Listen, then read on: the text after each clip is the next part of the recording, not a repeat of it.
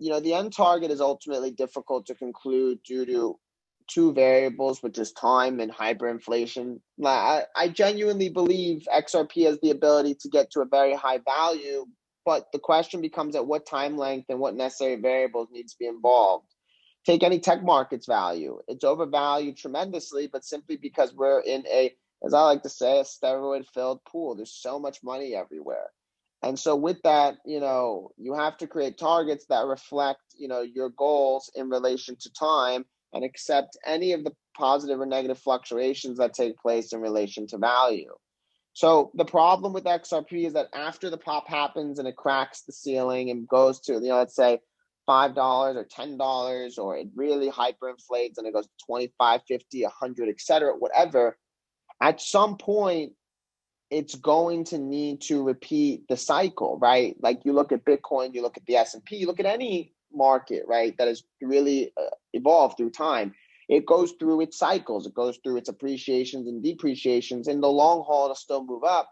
And so that is really the biggest thing to battle with, is that, at some point after the pop, it's going to have to go through that cycle a couple of times before it gets to its peak value, right, for the time period, and then the market and let's say the whole industry is going to have to grow, etc., right? Like Amazon is no way able to be the conglomerate that it is now, just because in the early 2000s you didn't have the same number of customers utilizing tech as they were now. Same concept, right? XRP is only going to be able to get to X amount of value only because XRP's utility is only going to be, available to who's using it. But in a 10 or 20-year span, it'll be much different. And this is what you have to factor in. And so, the big question becomes, where do you exit and how do you properly time this? Because after that initial pop, that's when the real interest starts to take place. After we crack the ceiling, now everyone's talking about XRP.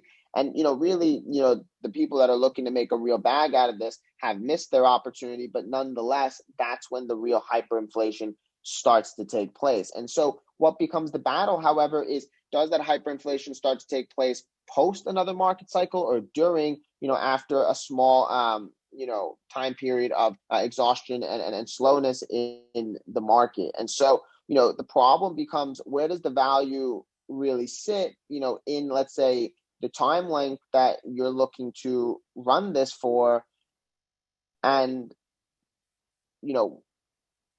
concluding what the optimal,